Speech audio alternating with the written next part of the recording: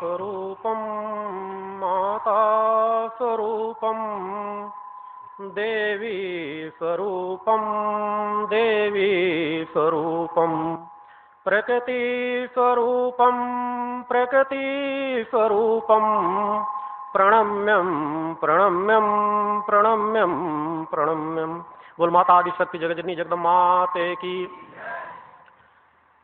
आज नवरात्रि के इस पावन पवित्र पर्व पर यहाँ सिद्धाश्रम में उपस्थित अपने समस्त शिष्यों, माँ के भक्तों, श्रद्धालुओं, जिज्ञासुओं को अपने हृदय में धारण करता हुआ माता आदि शक्ति जगजननी जगदम्बा का पूर्ण आशीर्वाद प्राप्त करता हुआ अपना पूर्ण आशीर्वाद आप समस्त लोगों को समर्पित करता हूँ।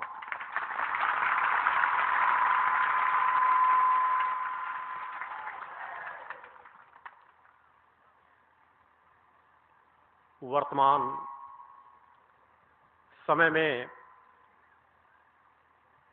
समाज की जो दिशाधारा है वह दिशाधारा यदि व्यक्त की जाए, यदि केवल उसका ही बखान किया जाता रहे कि समाज किस दिशा में जा रहा है, समाज की क्या स्थिति है, या केवल कहानियां और किस्से सुनाए जाते रहें, या पुराणों वेदों का केवल वर्णन किया जाता रहे, तो उससे ना तो समाज का हित होना है, ना ही समाज में परिवर्तन डाला जा सकता है। आज वर्तमान समय में समाज को सबसे ज्यादा आवश्यकता है कि समाज इस तथ्य को समझ सके कि माता भक्ति आदि शक्ति जगजननी जगदम्बा का और हमारा रिश्ता क्या है, मानव से उस प्रकट सत्ता का संबंध क्या है, इस प्रकृति से उस प्रकट सत्ता का संबंध क्या है, हमारा जीवन क्या उस प्रकट सत्ता से संचालित है या अनेकों देवी देवताओं या अन्य जो परंपराएं हैं, या हम जीवन की स्वतंत्र सत्ता हैं। ये नाना प्रकार के प्रश्न समाज के बीच उभरते रहते हैं। माँ की हम आराधना करें तो किस स्वरूप की आराधना करें, माँ का हम चिंतन करें तो किस प्रकार से करें,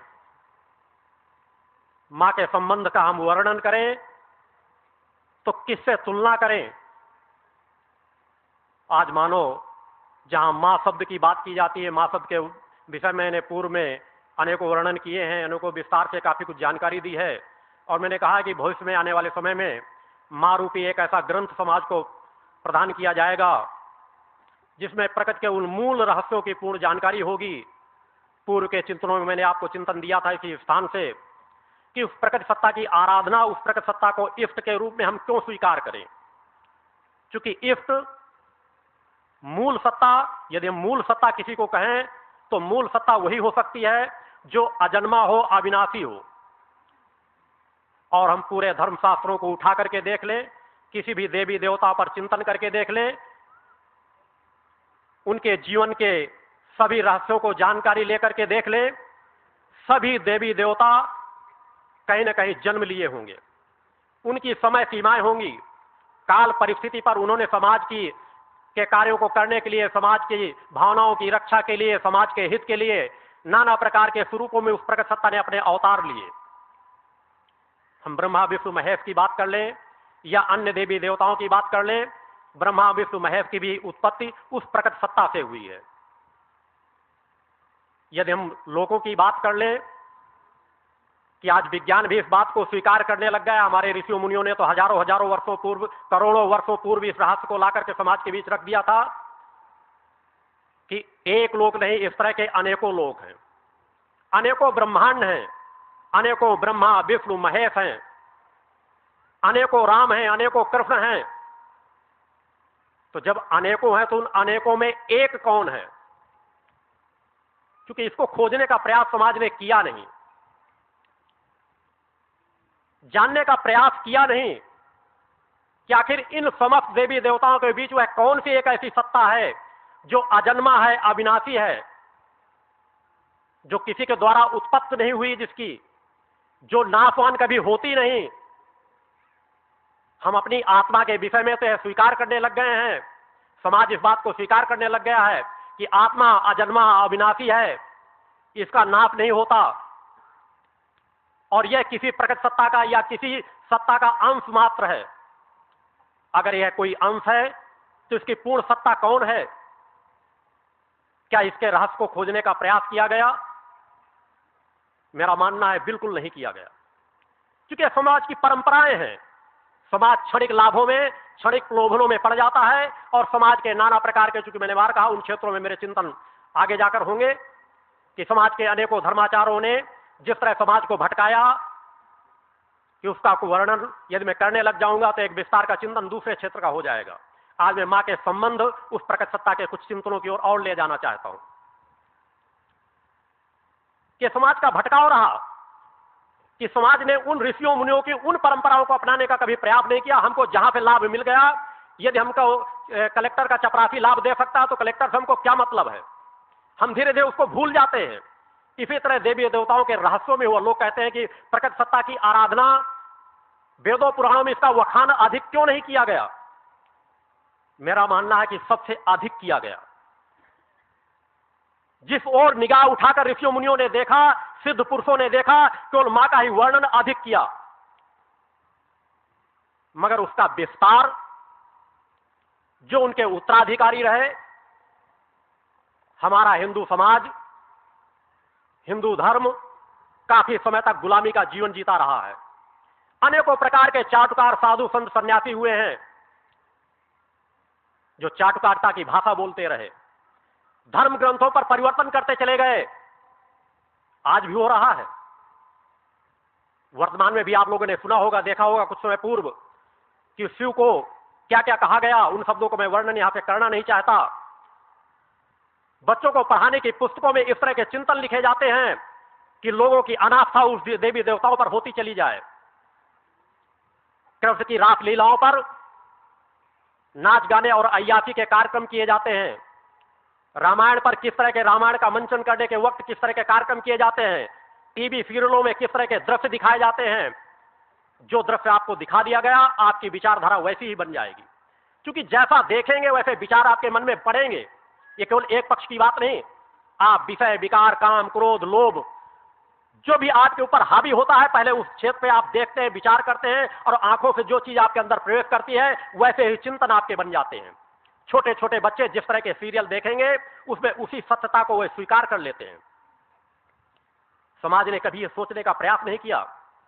हमने राम को बहुत पूजा, कृष्ण को बहुत पूजा, उनको ब्रह्म मान लिया गया, मगर राम और कृष्ण जिन ऋषियों की परंपराओं को स्वीकार करते रहे, जिन ऋषियों से जाकर उन्होंने ज्ञान अर्जित किया, कभी विश्वामित्र, वशिष्ठ, अत्रि, पुलस्त, कणाद जैसे ऋषियों का बखान किया गया? उनके कहीं दिव्य मंदिर बनवाए गए?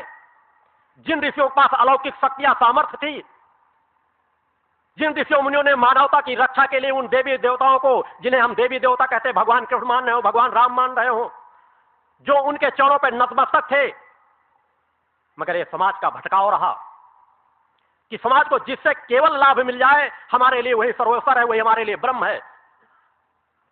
इसी तरह गुरुओं को भी ब्रह्म, परम ब्रह्म मान लिया जाता है। गुरु अहंकारी हो जाते हैं, वे भूल जाते हैं कि प्रकट सत्ता के हम अंश हैं। अनेकों गुरुओं को समाज में आप देखते होंगे कि वो प्रकट सत्ता की ओर बढ़ाना नहीं चाहेंगे, अहम ब्रह्मास्मि की बात रख देंगे, मैं पूर्ण हूं, देवी देवताओं की आराधना करने की जरूरत नहीं, तुम स्वतः पूर्ण हो।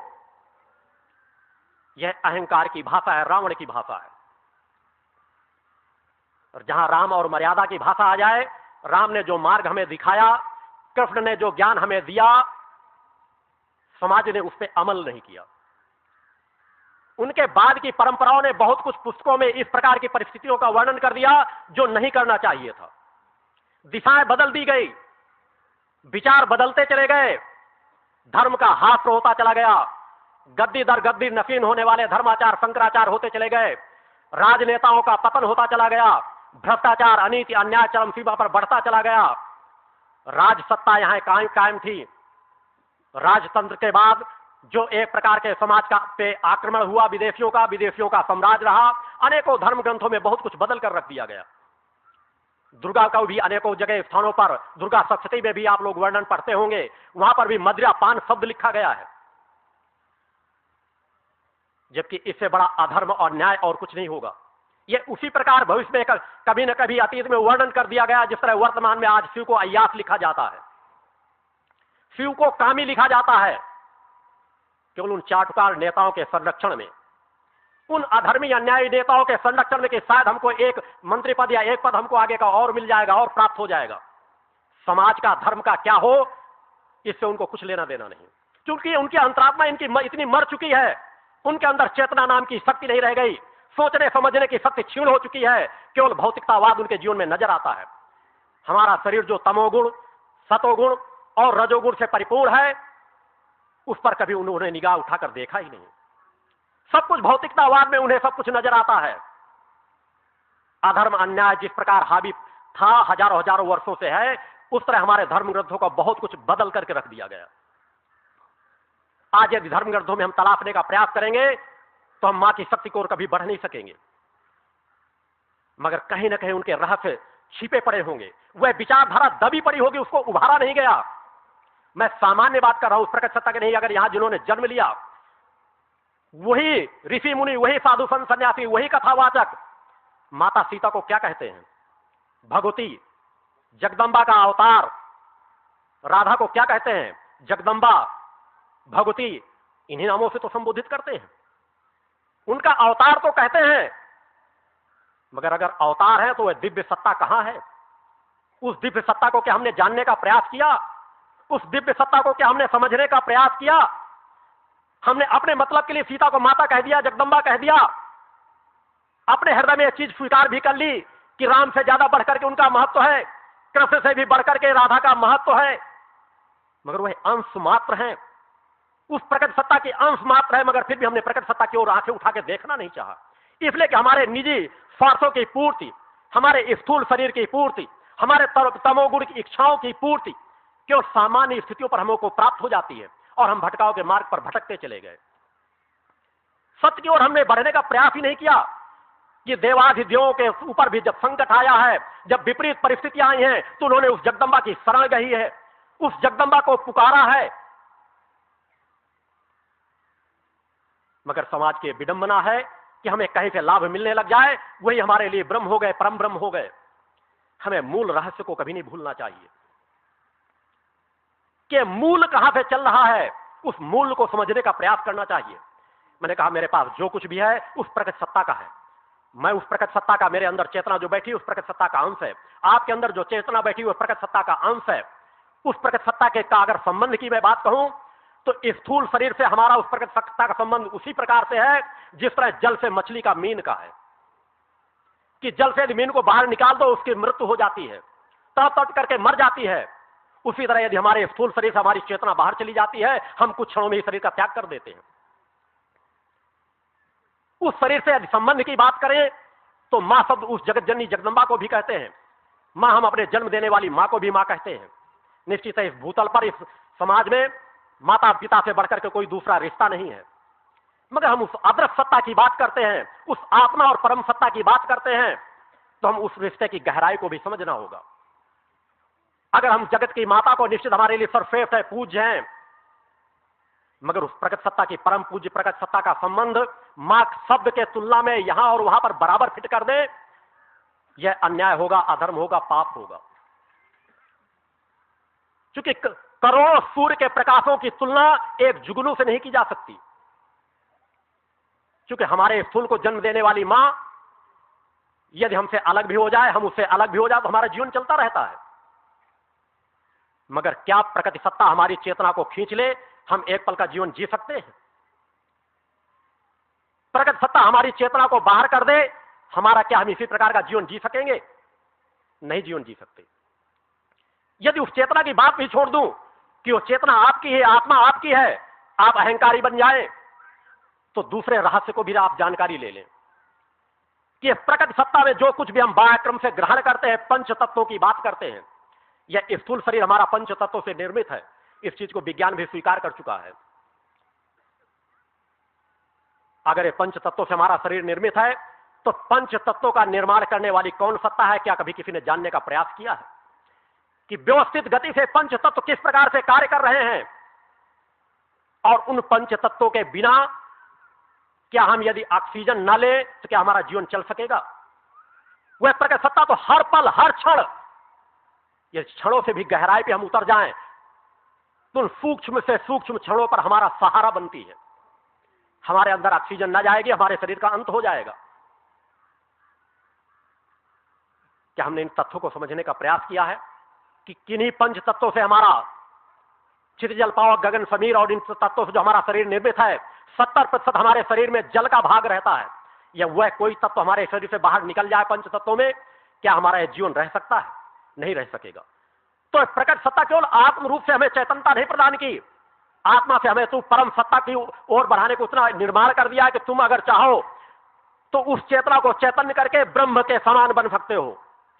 केवल ब्रह्म के समान, प्रकट सत्ता के समान नहीं, उस ब्रह्म के समान बन सकते हो।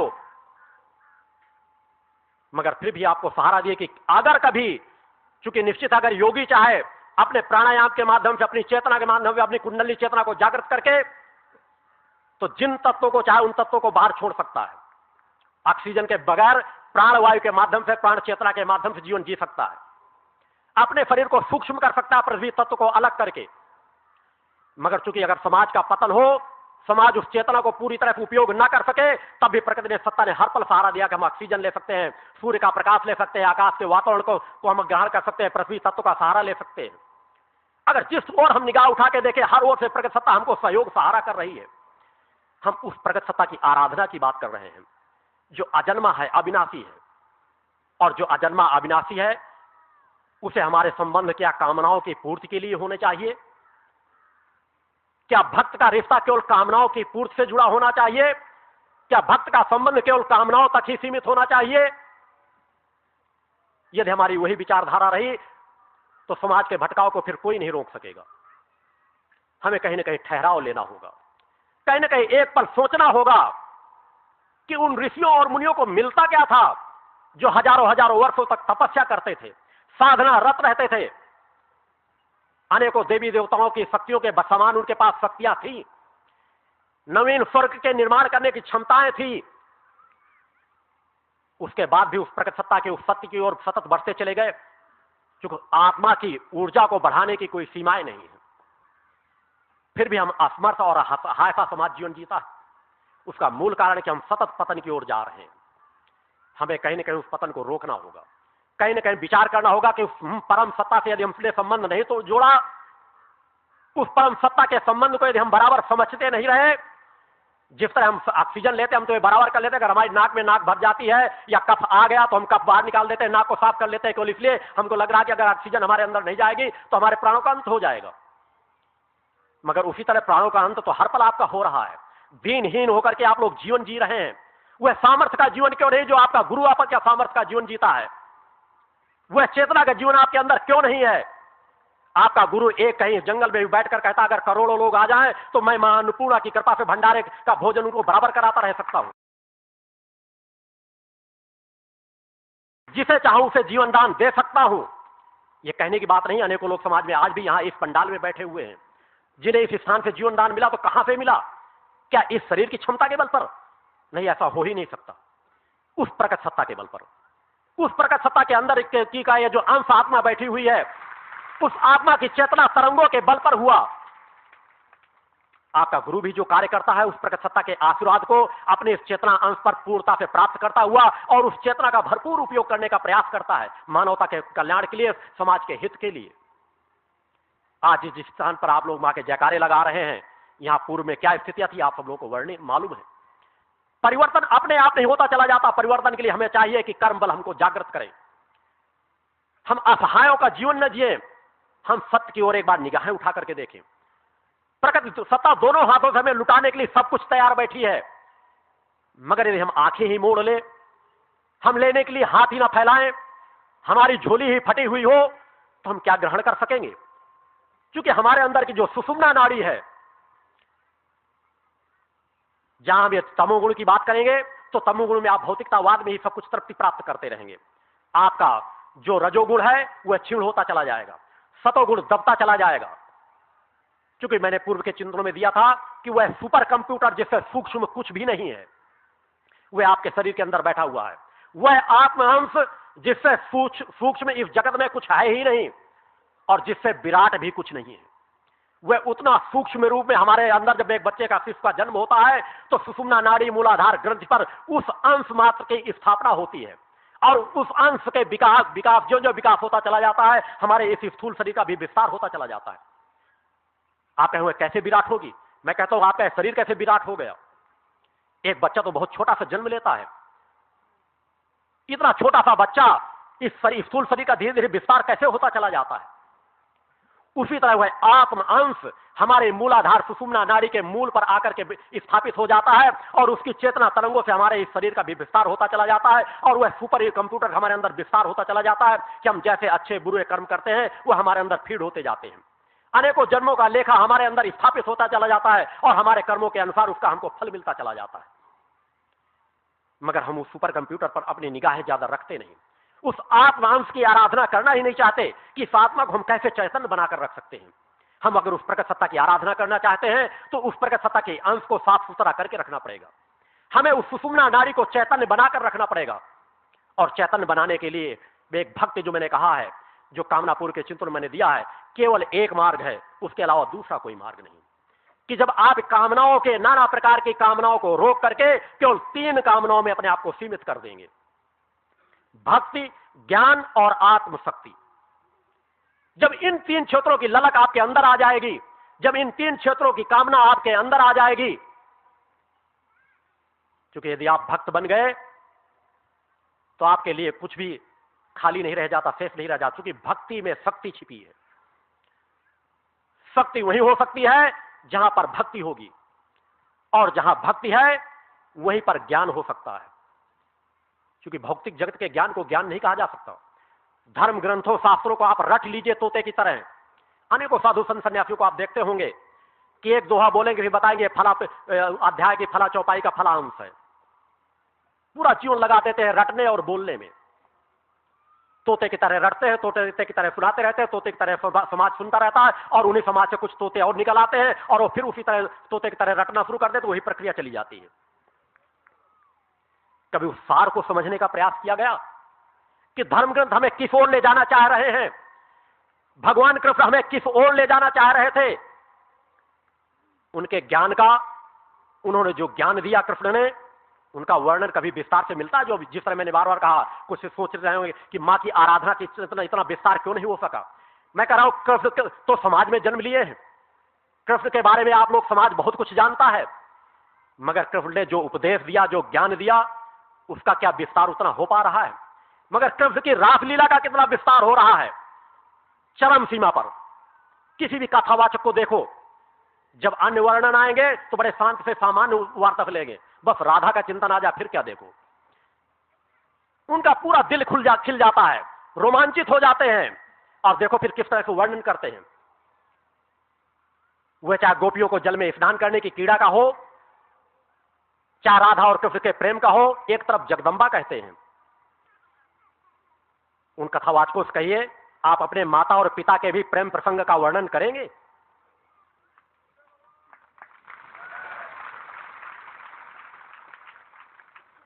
मगर समाज हिम्मत नहीं जुटा पाता। यही वो कारण थे कि हम पतन के मार्ग पे चले गए। हम जिसे जगदम्बा कहते हैं उसकी रासलीला का किस तरह से बखान करते हैं, उनके किस तरह प्रेम प्रसंगों का बखान करते हैं जितना उस काल में हुआ भी ना होगा। ठीक है, कृष्ण थे, उनकी बचपन अवस्था थी, अनेकों जब कोई चेतना समाज में आती है तो उनसे जुड़ी हुई अनेकों चेतनाएं समाज में आती हैं। उनके अपने बचपन के सगे संबंधी थे, जिस तरह का जीवन हम आप सभी जीते। मगर आज जो मैं ज्ञान दे रहा हूं, आज जो मैं चिंतन दे रहा हूं, उस पर आप अमल ना करें। मेरे बचपन को देखेंगे, बचपन में मैं किस तरह, बचपन में मैं तो भी निर्वस्त्र, मैं भी टहलता था, अन्य बच्चों की तरह मेरा भी जन्म हुआ था, मैं भी अपने दोस्त मित्रों के साथ खेलता था, मैं भी, मुझमें भी अच्छाइयां बुराइयां मुझमें भी हुई होंगी। मगर कभी विचार नहीं किया जाता कि हमें किन चीजों को लेकर समाज में चलना है। कृष्ण ने ज्ञान क्या दिया, कृष्ण ने उपदेश क्या दिया, राम ने कितनी बड़ी मर्यादा का पालन किया, उन मर्यादाओं में चलाने का समाज का वर्णन नहीं किया जाता।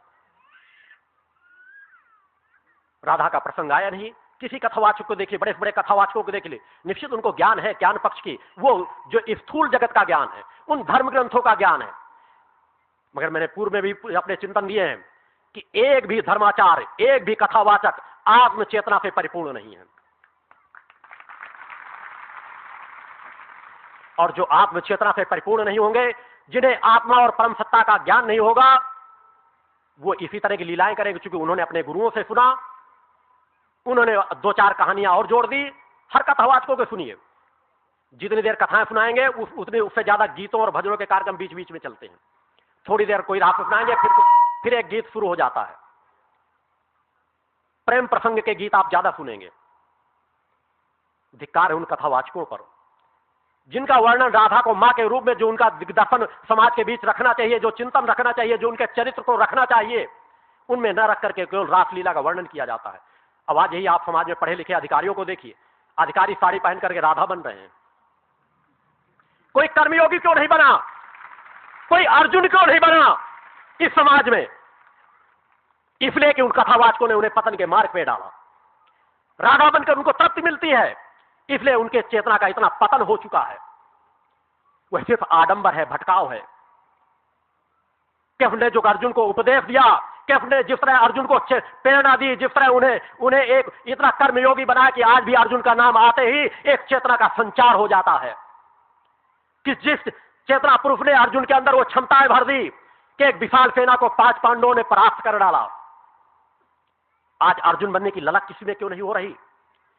क्यों नहीं हो रही? जो अनीति अन्याय अधर्म फैला हुआ है, हम अपने अंदर की आत्मचेतना को जागृत करें, ज्ञान पक्ष को जागृत करें, सत्य को समझने का प्रयास करें और बढ़ पड़े आगे। हमारे साथ क्या होता है हम इसको भूल जाएं, क्योंकि हम अजर अमर अविनाशी हैं। उस प्रकट सत्ता का वर्णन बखान नहीं किया गया। ब्रह्मा को आज कौन पूजता है? शिव की आराधना कर लेंगे, बहुत जरूरत पड़ी विष्णु की आराधना कर लेंगे, इसलिए उन्हें लगता है तो ब्रह्म, चूंकि समाज को चिंतन दिया गया कि ब्रह्मा सिर्फ सृष्टि के रचनाकार हैं, तो हमें तो रच दिया, अब हमसे उनसे क्या मतलब है? माता पिता ने हमको जन्म दे दिया, हमको बड़ा कर दिया, अब हमको क्या मतलब उनसे? अब तो अगर हमको पड़ोसी मदद दे देता तो पड़ोसी हमारे बाप से बढ़कर हो जाता है। ये विचारधारा पनप रही है, क्योंकि समाज को हम जो कुछ परोसेंगे, समाज जैसा भोजन करेगा वैसे विचार उसके अंदर बनेंगे, जैसा देखेगा वैसे उसके अंदर विचार पैदा होंगे। और समाज के कथावाचकों ने हमें वही विचार दिए हैं, वही विचार हमें डाले हैं। इसलिए मैंने पूर्व में एक चिंतन दिया था बहुत पहले कि यदि भविष्य में ऐसा कोई आयोजन हो सके कि एक आयोजन समाज कोई करा सके, सभी धर्मों के लोग मिलकर के करा सकें, कि एक बार तो ऐसा आयोजन हो जहां सत्य का परीक्षण हो, सत्य देखा जाए कि सत्य किसके पास खड़ा हुआ है। प्रकट सत्ता के मां शब्द की में कितनी बड़ी अलौकिक क्षमता छिपी पड़ी है कि अनेकों तंत्रों मंत्रों का उपयोग करके जो अनेकों तंत्राचार मंत्राचार पड़े हैं, वह अपनी पूरी सामर्थ्य को लगा करके, चारों मठों के शंकराचार्य ही ने अनेकों धर्मों के धर्माचार्य मिलकर के भी एक कार्य को करते हैं कि आपका गुरु यह केवल मां शक्ति के बल पर वह कार्य करता है। कोई गर्व और घमंड की बात नहीं है। मैं किसान परिवार में जन्म लिया हूं, मेरा आप जन्म स्थान का सब कुछ जानते हैं। आज सौभाग्य की बात है मेरे लिए कि मेरे पिता दंडी सन्यासी स्वामी यहां उपस्थित हुए हैं, क्योंकि मेरा पथ अलग है, मेरा मार्ग अलग है, मगर मेरे अंदर चेतना जो प्राप्त हुई है, क्योंकि बचपन से जब मैंने होश संभाला था, पिताजी को पूजन पाठ में सदैव में रत रहा देखा करता था। हमारे घर में गांव के लोग भी यहाँ सैकड़ों लोग आए हुए हैं, उनको भी मालूम होगा कि सुबह शाम नित्य आरती पूजन होती थी। मैंने कहा जैसा हम करेंगे, जैसा हम परोसेंगे, वैसा ही हमें प्राप्त होगा। क्योंकि मैंने जब से आंखें अपनी खोली इस शरीर में, मैं पूर्व में क्या था मैंने वर्णन किया है, मेरी पूर्व की चेतना क्या है ये वर्णन कर चुका हूं, बार बार उन चिंतनों में मैं जाना नहीं चाहता। मगर इस शरीर के रूप में भी मैंने जब ने जन्म लिया तो उस घर में मैंने सुबह शाम आरती पूजन होते हुए पाया। वह वातावरण भी पाता रहा कि मेरी मूल चेतना दबने नहीं पाई। पिता एक कर्मयोगी के समान रहे कि भले खेती करने में बटाई वाले नौकर वाले लगे हों, मगर उन्होंने स्वतः कर्म करना सीखा है। स्वतः 18 घंटे 20 घंटे परिश्रम करते थे, अपने बच्चों को परिश्रम कराते थे, परिश्रमी बनाने को उन्होंने प्रयास किया। और जब साधना के क्षेत्र पे गए तो आज चुकी उनकी 99 वर्ष की अवस्था हो चुकी है। मैंने तो उनसे 10 मिनट के लिए आग्रह किया था कि 10 मिनट आप वहां बैठे, मगर फिर भी ये उनकी क्षमता, चुकी 99 वर्ष की अवस्था में एक व्यक्ति जो 25 वर्ष से संन्यास जीवन जी रहे हो, जो बिल्कुल स्वल्पाहारी रहे, जिन्होंने अनेकों मंदिरों का जीर्णोद्धार कराया, जो भी पैसा मिलता रहा कभी एक भी पैसा अपने पास नहीं रखा जब से घर का त्याग करके गए, अपने लिए कोई एक कुटिया नहीं बनवाई, मगर उन्होंने कभी वर्णन नहीं किया। मैं स्वतः एक बार बनारस गया था, ये मेरी चौथी मुलाकात इस नवरात्रि पर्व पर, और इस नवरात्रि पर्व पर उन्होंने जो मुझे भौतिक जगत का एक स्नेह प्रदान किया, वह मेरे लिए सदैव स्मरणीय रहेगा। कि जो आकर के उन्होंने जिस प्रकार से मुझे गले लगाया, मुझे अपना बचपन याद आ गया कि मैं बचपन में किस तरह से गोदी पर खेलता था, किस तरह से गले लगाते थे, और इतने वर्षों के बाद 35-40 वर्षों की अवस्था के बाद शायद पुनः वह सौभाग्य इस नवरात्र पर्व पर मुझे मिला था। और उस सौभाग्य फलस्वरूप जो भी आशीर्वाद मैं आप समस्त लोगों को समर्पित करता हूं, क्योंकि मेरे जीवन का एक एक पल आपसे जुड़ा हुआ है, समाज से जुड़ा। मैंने जीवन के एक पल की साधना को अपने जीवन से नहीं जोड़ा, क्योंकि मुझे जो तृप्ति चाहिए थी वह प्रकट सत्ता ने बहुत पहले दे दी है। मुझे अपने लिए किसी चीज की आवश्यकता नहीं, मैं बस उस प्रकट सत्ता के जो तार जुड़े हुए हैं उसमें कभी कोई जंग न लगने पाए, उतनी प्रकट सत्ता मुझ पर कृपा करती रहे। इसके अलावा मुझे जीवन में और कुछ चाहिए ही नहीं। तो ये वातावरण की बात मैंने कहा कि यदि हमें वातावरण मिले, यदि हम वो बच्चों को दिशा दे सकें, क्योंकि हमारा आपका सभी का कर्तव्य बनता है कि हम केवल कथाओं कहानियों किस्सों पे न उलझे, समाज को एक दिशा दे कि हर मनुष्य के अंदर एक चेतना तत्व बैठा हुआ है। वह चेतना तत्व उस प्रकट सत्ता का अंश है, उस माता आदि सत्य जगत जननी जगदम्बा का अंश है, जिससे अनेकों देवी देवताओं की उत्पत्ति हुई है। मैं कभी नहीं कहता कभी देवी किसी देवी देवता का अनादर करो, वह सभी तुमसे महान है, हम आप सबसे महान हैं। देव शक्तियां हैं, उस प्रकट सत्ता का अंश है। इस स्थूल से परे सूक्ष्म में रहती हैं, सूक्ष्म की सत्ता इस स्थूल से कई गुना ज्यादा महान होती है। हम किसी भी देवी देवताओं में जाएं, वहां आदर मान सम्मान करें, उन्हें नमन करें, मगर हमारा लक्ष्य होना चाहिए प्रकट सत्ता, हमारी इष्ट होनी चाहिए प्रकट सत्ता। हम वहां भी नमन करें तो यह भाव लेते हुए कि यह प्रकट सत्ता के अंश है, अगर हमें इनका भी आशीर्वाद हो मिले तो हम कुछ कदम और प्रकट सत्ता की ओर बढ़ सके। यदि हम अपना लक्ष्य निर्धारित कर लेंगे, अपना इष्ट निर्धारित कर लेंगे, तो हमें पतन के मार्ग पर भी कोई नहीं डाल सकेगा। क्योंकि वास्तव में यदि हम आध्यात्मिक लाभ लेना चाहते हैं, वास्तव में यदि हम सत्य का लाभ लेना चाहते हैं, यदि भौतिकता का लाभ लेना है, तो अनेकों एक से एक व्यापारी पड़े हैं, बिजनेसमैन बड़े हैं, एक से एक राजनेता बड़े हैं, एक से एक अधिकारी पड़े जो आपकी नौकरी लगा सकते हैं, आपको सहयोग दे सकते हैं, फिर उन्हीं के शरण कह लीजिए, उनको गुरु अपना बना लीजिए। मगर वास्तव में सत्य मार्गी यदि बनना है तो आपको विवेकवान बनना पड़ेगा, भक्त बनना पड़ेगा। मैं नहीं कहता कि भक्त तुम मेरे बन जाओ, सबसे पहले तुम अपनी आत्मा के भक्त बनो। आत्मा को समझने का प्रयास करो, ये जो हमारी आत्मा है उस प्रकट सत्ता का अंश है, इसकी हम नजदीकता किस प्रकार प्राप्त करें। हर पर उसके लिए एक अंदर अपने तड़प पैदा करो, एक ललक पैदा करो। भक्त का भाव क्या होता है? भक्त का तात्पर्य केवल कामनाओं की पूर्ति का भाव नहीं होता।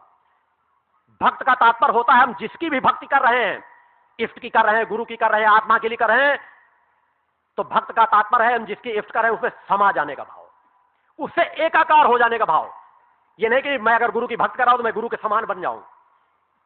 तुम गुरु से आगे भी जा सकते हो, गुरु के बन जाओ, या तो गुरु को अपना बना लो या गुरु के तुम खुद बन जाओ, या तो आत्मा को अपना बना लो या आत्मा के तुम खुद बन जाओ। और बनने के लिए वही मार्ग है जो मैंने बतलाया है कि आपको नशा मुक्त जीवन जीना ही होगा, मांसाहार मुक्त जीवन जीना ही होगा। आपको नित्य साधना में जो मैंने कुछ चेतना मंत्र, दुर्गा चालीसा का पाठ, ये जो क्रम मैंने बतलाए हैं, जो नित्य आप उच्चारण करते हैं, ओम और मां का आज प्रातः कर रहे थे साधना का क्रम, वह अलौकिक साचु में साधना के छोटे छोटे जो क्रम बता रहा हूं उन्हें कभी छोटा मत समझ लेना। उन छोटे छोटे क्रमों में वह अलौकिक शक्ति छिपी हुई है कि आप चाहें तो बहुत कुछ प्राप्त कर सकते हैं। मेरा चिंतन जुड़ा रहता है ओम और मां का जो मैंने उच्चारण दिए हैं, चेतना मंत्र मैंने दिया है, जो गुरु मंत्र दिया है, कि उस मंत्रों से नाना प्रकार की बीमारियों के, नाना प्रकार की अपनी समस्याओं का समाधान आप स्वतः प्राप्त कर सकते हैं। मगर उनकी शरण तो कहो, गुरु की शरण न कहो, मगर गुरु जो कह रहा है उसकी शरण कह लो। क्योंकि गुरु तो ज्ञान का प्रतीक होता है और ज्ञान वह प्रकट सत्ता की देन होती है। तो गुरु की तो उस प्रकट सत्ता की एक किरण मात्र समझो कि वह किरण आपके पास आई है। अगर आपको जिस तरह सूर्य की कोई प्रकाश किरण आ रही है, आपको ठंड लग रही तो उसका उपयोग कर डालो। अगर आपने नहीं किया तो किरण भी आप किसी न किसी क्षण वहां पे हट जाएगी। जो अगर आप उपयोग कर लोगे उतनी आपकी ठंडक आपके शरीर से दूर हो जाएगी। उसी तरह यदि कभी कोई सदगुरु आपके जीवन में मिलता है और जो यहां पे जुड़े हुए, जो आपको ज्ञान बताया जा रहा है, उस पर आप लोग अमल करो, आपको सब कुछ हासिल कर सकते हो। तुम्हें कोई इसमें विश्वास करने की जरूरत नहीं कि धर्म सत्य है या नहीं। तुम सब पहले अपने सत्य को स्वीकार करो, जिसे विज्ञान भी स्वीकार करता है। कि शरीर के नष्ट होने के बाद कोई ना कोई चेतना हमारे शरीर से, शरीर के नष्ट होने के समय निकल जाती है, तब शरीर सड़ने और गलने लगता है। तो चेतना कौन है? उस सत्य को स्वीकार कर लो और उसकी शरण गहने लगो। सत्य तुम्हें सत्य के पास अपने आप ले जाएगा। सत्य की तरंगे तुम्हें अपने आप खींच लेंगी, क्योंकि जहां सत्य होता कुछ कहने की जरूरत नहीं होती। मेरी स्वतः इच्छा थी, जब मैंने आश्रम की स्थापना किया था तो उस समय माता जी भी इस समाज थी, आज वो नहीं है, मगर स्थापना के समय पर वो 1-2 कार्यक्रमों को यहां अटेंड की थी। मेरे अंदर एक विचार चिंतन था कि भविष्य में यदि मेरे पिताश्री भी कभी न कभी इस आश्रम में उपस्थित हो जाएं इस जीवन के रहते, तो शायद मेरे लिए एक और सौभाग्य हो जाएगा। मगर मैंने बार बार कहा कि मैं व्याकुल होकर उस तरह दौड़ने वालों में नहीं कि मैं बार बार जाता कहता कि आप मेरे यहां चलते हो। मुझे अपने हर पल, जो मैंने बार कहा, आपका गुरु चेतना तरंगों के माध्यम से कार्य करता है। मैंने बहुत पहले एक बार चिंतन भी दिया था कि कहीं ना कहीं एक न एक दिन वह आएगा जब सत्य की तरंगे अपने आप यहां उनको खींच लेंगी, क्योंकि आपके अंदर आत्मबल होता है कि चेतना तरंगों की भाषा सीखो, तो कि चेतना तरंगों से किसी को प्रभावित करना सीखो, तो चेतना तरंगों से किसी को आकर्षण करना सीखो, तो क्योंकि चेतना तरंगे सत्य की तरंगे होती हैं। जिस सत्य की तरंगे, एक माता पिता जब अपने बच्चों पर इसने एक हाथ फेरते, बच्चे की तकलीफ दूर हो जाती है। बच्चा रो रहा हो, मां की गोदी में आता, मां का हाथ, केवल माता पिता का हाथ स्पर्श हुआ, वह कौन सा आनंद उनको मिलने लगता है। क्योंकि हर मनुष्य के अंदर के पास एक आभा मंडल होता है, एक चेतना तरंगे होती है, मगर वो चेतना तरंगे दबी होती है, किसी की बहुत विकसित होती है। आप करोड़ों अरबों मील दूर अपनी चेतना तरंगों को भेज सकते हैं।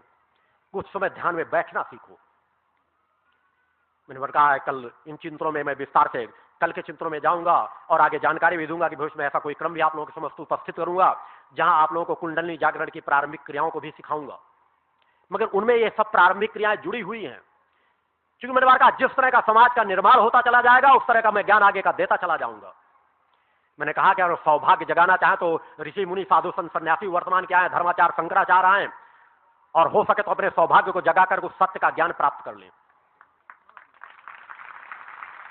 आगे बढ़े, जितनी क्रमों को आगे बढ़ाते जाएंगे, यह शरीर कुछ कदम आगे उनका मार्गदर्शन सतत करता चला जाएगा। और यदि अहंकारी बनकर के भी कभी समझना चाहते हैं, तो या तो मेरी चुनौती स्वीकार करें या मुझे चुनौती दें। या तो इस स्थान पे आ जाएं, मैं उन्हें व्यवस्था देने को तैयार हूं, या वह मेरे अनुरूप मुझे वहां व्यवस्था दे दें। क्योंकि मैंने बार बार कहा है, मैं किसी साधु संत सन्यासी के आसन को कभी ग्रहण नहीं करता, न किसी को अपने नजदीक बैठाने की अनुमति देता हूं। उसके पीछे ऐसा नहीं कि मुझे कोई अहंकार हो अपने आप को, वो अपना आसन बड़ा लगा ले, मेरा नीचा आसन लगा दे। मगर मैंने बार बार कहा है कि मैं महसूस कर रहा हूं कि उनमें बहुत कुछ पतन है। उनसे ज्यादा चेतना, उनसे ज्यादा समर्पण समाज के लोगों पे है। मेरी अपनी एक विचारधारा है, क्योंकि मैं जिस पद पर बैठता हूं उस पद के मान सम्मान को कभी झुका नहीं सकता। मुझे अपने इस शरीर का अहंकार नहीं है, मगर इस पद, उस प्रकट सत्ता की जो आत्मा है, उस आत्मा की सत्य का एहसास समाज को अवश्य कराना है कि ना तो इस शरीर को कोई धर्माचार, कोई शंकराचार्य कभी झुका सकते हैं, ना कोई राज सत्ता कभी प्रलोभनों में बांधकर इस शरीर को प्रभावित कर सकती है। ये अगर प्रभावित होती है तो सिर्फ भक्त के भसीभूत है। यह तुम्हारे अंदर भक्त और समर्पण होगा, यह तुम मेरे बताए हुए मार्ग पर चलना चाहोगे, तो चाहे तुम धर्म पथ पर बढ़ना चाहोगे, कुंडली चेतना के जागरण के पथ पर बढ़ना चाहोगे, अपने गृहस्थ को सुख शांति से निभाना चाहोगे, व्यापार के क्षेत्र में बढ़ना चाहोगे, राजनीति के क्षेत्र में बढ़ना चाहोगे, तो सभी क्षेत्रों में मेरा सहारा होगा, मगर तभी जब तुम मेरे बताए हुए नियमों का पालन करोगे। क्योंकि मैंने संकल्प लिया है कि मेरी शक्ति ऊर्जा केवल जन कल्याण को समर्पित होगी। वह जन कल्याण की भावना से जो भी जुड़ा हुआ है, आत्म कल्याण और जन कल्याण की भावना जिसके अंदर भी उपजने लगेगी, बगैर बताए मैं उसका हो जाता हूं, बगैर मांगे मैं उसको सब कुछ देने को तत्पर हो जाता हूं। मगर आप उससे बहुत पीछे खड़े हैं। आप जिस भाव पक्ष को ले लेते हैं कि शायद हो सकता है हमारा भाव पक्ष पूर्ण समर्पण का होगा, मगर मैं कह रहा हूं उसी तरह कि उस करोड़ों सूर्यों के से जुगनू की तुलना, निश्चित मैं आप लोगों की भावनाओं का हर पल आदर करता हूं। मेरे लिए आप सभी मां के भक्त होते हैं, अतिथि समान होते हैं इस आश्रम में। मेरी तड़प होती है कि हर पल कुछ कदम आपको और आगे की ओर बढ़ा सकूं, कुछ कदम और उस प्रकट सत्ता की ओर आपको खींच सकूं, कुछ आपके मन को और एकाग्र कर सकूं, कुछ अपनी चेतना तरंगों को आपके शरीर की चेतना तरंगों में समाहित कर सकूं, कुछ आपके अवगुणों को अपने शरीर में समाहित कर सकूं। मेरे कार्य उसी दिशा में होते हैं। मैंने अनेकों मार्ग बताए हैं कि कुछ ना कुछ समय नित्य मेरुदंड को सीधा करके बैठा करो। उसके आपके अंदर किसी चीज का ज्ञान होगा या ना होगा, आपकी चेतना तरंगे ऊपर को उठने लगती है। दिव्यता प्राप्त करना, सिद्धियों को प्राप्त करना, ये एक लंबी यात्रा की बात है। मगर धीरे धीरे सत्य का संचार होने लगता है, प्राणवायु जागृत होने लगती है, और प्राणवायु आपके नाना प्रकार के विषय विकारों को दूर करती चली जाती है। नाना प्रकार की आप शरीर की व्याधियों को दूर करती चली जाएगी। एक व्यक्ति छोटी सी समस्या में व्यथित हो जाएगा, पागल हो जाएगा, आप उससे 100 गुना ज्यादा आपके अंदर समस्या होंगी, मगर आपका फिर भी थोड़ा बहुत असंतुलित हो सकता है समाज का कोई भी व्यक्ति, मगर उनकी तुलना में आप बहुत कुछ कम होंगे। मैंने इसलिए एक बार और चिंतन रखा था कि आप तो विज्ञान के पास, क्योंकि सत्य में कितनी शांति और स्थिरता रहती है, मैंने इसलिए कहा था तो विज्ञान के पास वो परीक्षण यंत्र है। यह शरीर सबसे पहले उनसे गुजरने के लिए तैयार बैठा है कि समाज में किसके मस्तिष्क के संतुलन की सीमाएं क्या है। क्या वो जो आंख मूंद करके बस भजन गाते रहते बैठ जाते हैं, लगता है बहुत बड़े ध्यानस्थ हो गए।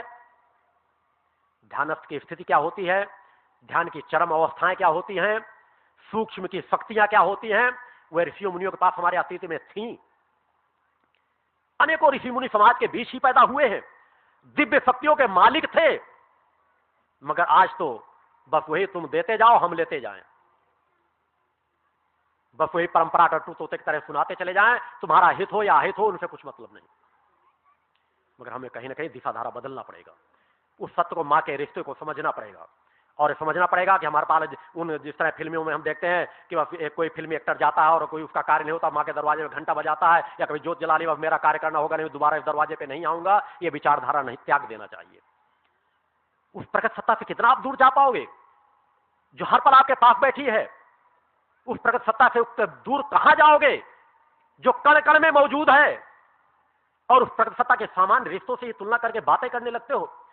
अरे आपके गुरु, ये गुरु जो आपका शरीर का गुरु कह रहा है कि शरीर को प्रकट सत्ता कोढ़ियों अपाहिजों का जीवन दे दे, अंग भंग कर दे, तब भी कभी उस प्रकट सत्ता से अंश मात्र भी उस प्रकट सत्ता के समर्पण और भक्ति भाव में परिवर्तन नहीं आएगा। क्योंकि हम तो हर पल उस प्रकट सत्ता से जुड़े हैं। प्रकट सत्ता ने हमें मूल तत्व दे रखा है कि जो अजर अमर अविनाशी है, जो न कभी मरता है न कभी जीता है, जिस पर न कभी किसी चीज का प्रभाव पड़ता है, उस तत्व की शरण में तो हम जाए, हमें दिव्यता का एहसास होने लगेगा, चेतना का एहसास होने लगेगा। मगर यदि आप सुनेंगे एक कान से दूसरे कान से निकाल देंगे, नित्य अमल नहीं करेंगे, मेरे द्वारा जो शक्ति जल दिया गया है उसका पान नहीं करेंगे, तो आपके शरीर में चेतना का संचार नहीं होगा। केवल भौतिक कामनाओं, भक्त केवल कामनाओं से जुड़ा हुआ नहीं होना चाहिए। भक्त के अंदर केवल कामना भक्ति, ज्ञान और आत्मशक्ति की होनी चाहिए। क्योंकि मैंने बार कहा, जिसके पास भक्ति आ गई, ज्ञान आ गया, आत्मशक्ति आ गई, उसको दुनिया की कोई शक्ति भी पराजित नहीं कर सकती, कोई भी प्रलोभन उसको बांध नहीं सकता, क्योंकि वह सत्य की शरण में पहुंच चुका होता है। और भक्त का मूल लक्ष्य होता है कि हम अपने इष्ट में समा जाएं, इष्ट के हो जाएं, या इष्ट को अपने अंदर समाहित कर लें। तुलना कहीं होती नहीं, किससे तुलना करें, कहां से तुलना करें? प्रकट सत्ता जब कण कण में मौजूद है, केवल हम उस प्रकट सत्ता के हैं और प्रकट सत्ता में मिल जाएं, समा जाएं उसमें। एक ऋषि योगी मुनि जो अंदर जाते हैं, उस आनंद में कोष में पहुंच करके उस तृप्ति का आनंद तो लेते हैं, उस नशे का पान ही तो करते रहते हैं जिस नशे का वर्णन किया गया है, जिस नशे की तुलना में भौतिक जगत में कोई दूसरा नशा है ही नहीं, कोई तृप्ति है ही नहीं। उस नशे की एक लहर हमारे शरीर में आती है और लगता है कि दुनिया का सब वैभव हमारे लिए छीन है, सब कुछ बेकार है, एक पल से पैर पे ठोकर मार देने के बराबर। समाज के अनेकों लोग चाहें, प्रयास करें तो उस तत्व का एहसास कर सकते हैं, उस आनंद का एहसास कर सकते हैं, क्योंकि जो कुछ तुम्हारे अंदर है उस तक पहुंचना ही तो है। और पहुंचने में केवल अपने आप में एकाग्र करो, बताए हुए नियमों का पालन करो, खुद एक साधक बनने का प्रयास करो, भक्त बनने का प्रयास करो। केवल कामनाओं की कामना नहीं कि नित्य केवल कामनाएं चलती रहे, क्योंकि हम भक्त बन करके उस प्रकट सत्ता के हो जाएं तो प्रकट सत्ता की जिम्मेदारी हमें किस चीज की आवश्यकता है? हमें कपड़े की जरूरत, हमें पहनने की जरूरत, हमें भोजन की जरूरत है, हमारी बीमारियां दूर करने की जरूरत है, हमें व्यापार में बढ़ने की जरूरत है, हमें नौकरी हमारी लगने की जरूरत है, या हमें राजनीतिक क्षेत्र में बढ़ने की जरूरत है। वह स्वतः हमारा सहारा देती चली जाएगी। और हम भिखारी की तरह बहुत कुछ मांगते रहे, बार बार गिड़गिड़ाते रहे, मांगते रहे, मगर मांगने के जिस रास्ते को देना चाहती है वह मार्ग ही हमारा अवरुद्ध है, वह सुषुम्ना नाड़ी ही हमारी अवरुद्ध पड़ी है, तो आएगा कहां से? क्योंकि प्रकट सत्ता जो भी कार्य करेगी आपकी आत्म चेतना के माध्यम से ही कार्य करेगी। क्षणिक लाभ आप पा सकते हैं, मगर स्थायी लाभ नहीं प्राप्त कर सकेंगे। स्थायी मुक्ति का मार्ग आपको मिलेगा कैसे कि आप इस जीवन में भौतिक सुख सुविधाओं पे ही लिप्त होकर के रह गए। मेरा मूल चिंतन उसी दिशा की ओर है कि उस प्रकट सत्ता का वर्णन बहुत कुछ किया गया है। हर ऋषि मुनि देवी देवताओं ने स्वीकार किया है कि परम सत्ता देवी शक्ति है, आराध जगदम्बा शक्ति है। जो समाज में देवी देवताओं ने जन्म लिया उन्हें जगदम्बा कह करके पुकारते रहे, मगर वह जगदम्बा कौन है, उसका क्या वर्णन करना चाहिए, क्या उल्लेख करना चाहिए, इसका वर्णन नहीं हुआ। जो उनका ये हमारी क्षणिक जो कामनाओं की पूर्ति की बात है कि हमने राम का वर्णन बहुत किया, मगर राम के गुरुओं का वर्णन नहीं किया। राम के गुरुओं को समझना नहीं चाहा, उन ऋषियों के हमने शरण नहीं गई, कृष्ण के ज्ञान को हमने पकड़ा नहीं। राम ने मर्यादा का जो पाठ हमें पढ़ाया, उस मर्यादा के पथ पर हम बढ़े नहीं। ये इसी तरह की हम गलतियां करते चले गए वर्तमान में भी, तो हमारा पतन सुनिश्चित है। मगर यदि हमने कहीं विराम अपने अंदर लगा दिया और सत्य पथ पर बढ़ने लगे, अपने कर्तव्य को यदि हमने समझ लिया, यदि हमने मानवता के कर्तव्य को समझ लिया, मानव पथ पर हम बढ़ने लग गए, तो हमारा जीवन धन्य निश्चित हो जाएगा। हमें नवरात्र के पर्वों का वास्तविक फल प्राप्त हो जाएगा। देवी आराधना हर काल में रही है। अतीत में झांक करके देखो, जो कबीले के लोग रहते थे, अन्य लोग रहते, पहले वहां देवी देवताओं के अभी शिलालेख मिलते हैं पूर्व में, वो मंदिरों के अवशेष मिलते हैं। आज भी समाज में 108 शक्तिपीठों का वर्णन मिलता है, अनेकों शक्तिपीठों का वर्णन मिलता है, मगर विस्तार नहीं हो पाता, क्योंकि तो अधिकांश समाज भोले का भक्त बन जाता है या राम और कृष्ण राधा बनकर के नाचने लगता है, इन्हीं में लिप्त होकर के रह जाता है। राधे राधे बस, दिन में राधे राधे, रात में क्या चलता है या समाज जानता है। तो इसको कहीं ना कहीं हमें आपको सोचने की जरूरत है। हमें उस प्रकट सत्ता को इष्ट के रूप में स्वीकार करना चाहिए, निर्णय लेना चाहिए कि हमारी, क्योंकि अगर हम सत्य जानते हैं, जिस तरह हमें अपने जन्म देने वाले पिता की तुलना में किसी को खड़ा नहीं कर सकते, क्या आप पड़ोसी को कह देंगे ये मेरा बाप है? तो आज इष्ट कैसे बदल देते हो? तुम अपने इष्ट को कैसे बदल करके रख दिए? तुम ये सत्य को कैसे स्वीकार नहीं कर सके कि हमारी इष्ट केवल प्रकट सत्ता माता आदि सत्य जगत जननी जगदम्बा है। बाकी देव शक्तियां जितनी भी हैं, देवी शक्तियां जितनी अन्य हैं, वो हमारी सिर्फ सहायक है। जिस तरह हमारे समाज में कोई हमारा पड़ोसी रहता है, कोई चाचा रहता है, कोई भाई रहता है, कोई अन्य ताऊ रहता है, कोई रहता है, जिस तरह हम अपने पिता की जगह दूसरे को खड़ा नहीं कर सकते, हमारी माता एक होगी, हमारा पिता एक होगा, उसी तरह हमारा सत्य की वह प्रकट सत्ता सिर्फ एक होगी, हमारी आत्मा की जननी एक होगी, अनेक नहीं हो सकती। अनेकों धर्मों में पहुंचने के रास्ते अलग हैं, मगर मेरा तो मानना है कि अगर समस्त धर्म शोध करें मिल करके, मैं हिंदू धर्म की बात नहीं कर रहा, तो उसी सत्य की ओर बढ़ेंगे कि आत्मा की मूल जननी कहीं बैठी है। क्योंकि ये जो सनातन हमारा धर्म चला आ रहा है, वह आज का नहीं है। इसमें उलझने की जरूरत, मैंने बार बार कहा, सभी धर्मों में बहुत कुछ सत्यता है। सभी धर्म यदि अपने धर्मों की सत्यता को लेकर आगे बढ़े, तो कहीं ना कहीं उस प्रगट सत्ता के चरणों तक पहुंचेंगे। मगर हम अपनी परंपराओं के नाम पर, आडंबरों के नाम पे, संप्रदायों के नाम पर कहीं ना कहीं उस मूल सत्ता से दूर होते चले जा रहे हैं, अपनी आत्मा से दूर होते चले जा रहे हैं। हमारे अंदर सब कुछ है, मगर फिर भी हम व्याकुल रहते हैं। हमारे अंदर शांति और स्थिरता क्यों नहीं आ पाती? हम क्यों भयभीत हो जाते हैं? भयपूर्ण जीवन क्यों जीते हैं? आपका गुरु तो हर पल निर्भीकता का जीवन जीता है कि दुनिया का कोई ऐसा व्यक्ति नहीं है जिसके सामने आपका गुरु भय खा जाए। सम्मान से जीवन जीने की कला सीखो, और वह कला सिखाएगी आपकी आत्मा। जब आप अपनी आत्मा को चैतन्य बनाने का प्रयास करोगे, गुरु के बताए हुए निर्देशों पे चलोगे, ज्ञान के निर्देशों में चलोगे, ज्ञान पक्ष को समझोगे, भक्त बनने का प्रयास करोगे, तभी मिलेगी आपको आत्मशक्ति। क्योंकि भक्त के ही बसीभूत शक्ति होती है, इस बात को सदैव ध्यान रखना। अन्य कोई भी मार्ग नहीं। क्षणिक लाभ आप पा जाए, क्षणिक प्रलोभनों के में आप उलझ करके रह जाएं, और जब तक आपको शक्ति प्राप्त नहीं होगी, तब तक आपको शांति प्राप्त नहीं होगी। क्योंकि यह कह देना बोल रहा है, जिसको अंगूर मिले नहीं वो खट्टे हैं, मगर अंगूर फैले पड़े हो आपके सामने, और फिर भी आपकी खाने की इच्छा न हो, तृप्ति वह होती है कि जब, चूंकि आपको है कि मैं जब चाहूंगा जब खा सकता हूं। वह अवस्था तभी क्या आएगी जब आपके अंदर शक्ति आपके अंदर आ जाए, वास्तविक शांति तभी आपको मिलेगी। तभी आप समझ सकेंगे सत्यम शिवम सुंदरम का सच्चा अर्थ, तभी पहचान सकेंगे आप सच्चिदानंद को।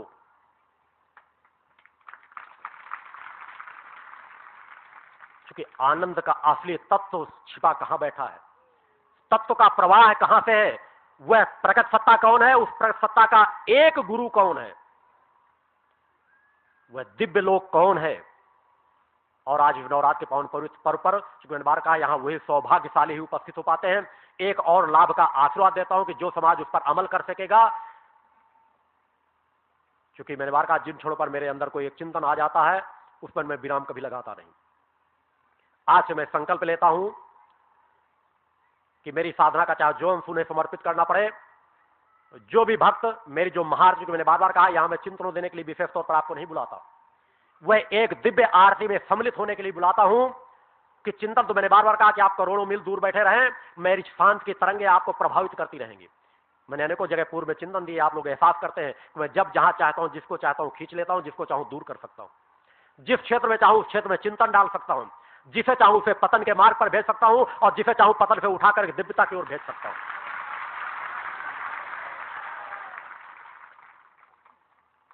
उसी के लक्ष्य को लेकर के कि ये जो दिव्य आरतियां होती हैं, जिन आरतियों पर मैं स्वतः उपस्थित होता हूं साकार स्वरूप में, वह चाहे यहां शिविर में हो रही हो, आश्रम में, आश्रम के बाहर हो रही हो, जो भी शिष्य या भक्त या जिसके अंदर शिष्यत्व और भक्ति भाव भी नहीं होगा, यदि मेरी 108 दिव्य आरतियों का लाभ प्राप्त कर लेगा, उसे सिद्धाश्रम की प्राप्ति मैं अवश्य करा दूंगा। उस दिव्य लोक की बात कर रहा हूं जिसे दिव्य धाम, जिसे परम धाम कहा जाता है, जिसे मुक्ति का मार्ग कहा जाता है, कि अज्ञानी से अज्ञानी व्यक्ति भी, अपराधी से अपराधी व्यक्ति भी यदि केवल उन 108 दिव्य आरतियों को प्राप्त कर लेगा तो दिव्य धाम का अधिकारी होगा।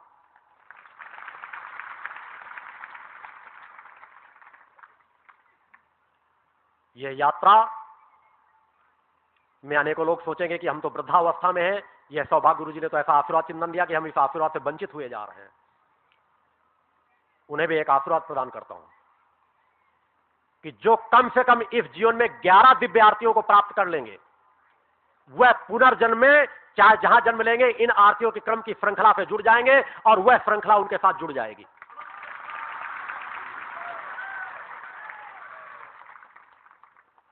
यह संकल्प, इस संकल्प की पूर्ति के लिए आप लोगों को उस पथ पर बढ़ना है और उसके लिए मुझे कोई भी आशीर्वाद देना पड़े, कोई भी साधना तपस्या और करना पड़े, मां के चरणों में अपने साधना का कोई भी अंश समर्पित करना पड़े, क्योंकि मेरा संकल्प है कि मुझे यदि हजारों करोड़ों जन्म कोढ़ियों का व्यतीत करना पड़े, फिर भी इस ताप्ती कराहती मानवता का केवल उद्धार हो जाए, सतमार्ग विषय मिल जाए, तो मैं हजारों वर्ष कोढ़ियों का जीवन जीने के लिए तैयार बैठा हूं। अपनी साधना का कोई भी अंश समर्पित करने के लिए तैयार बैठा हूं। आप इस नवरात्रि पर्व पर यहां उपस्थित हुए हैं, हर पल आपके अंदर यह व्याकुलता नहीं होनी चाहिए कि गुरुदेव जी से हमको मिलने को मिल जाए, क्योंकि आपका गुरु हर पल आपके लिए कल्याण के लिए साधनारत रहता है, चिंतनरत रहता है, वह कहीं पर बैठा हो, किसी जगह भी बैठा हो, क्योंकि जिस तरह से आपका हित हो उस तरह के कार्यों में मैं लगा रहता हूं। बहुत ज्यादा मैं आपसे वार्ता ही करता रहूंगा, बहुत ज्यादा आपके पास बैठा ही रहूंगा, उससे आपका हित नहीं होगा। आपको जो भी प्रार्थना करना हुआ करे, मूल ध्वज में भी कर लिया करें, अपने अंतर मन में कर लिया करें, उसी से मेरे चिंतन और विचार जुड़े रहेंगे। और जिस लाभ की कामनाओं को लेकर आप आए, यहाँ के नियमों का बराबर पालन करें।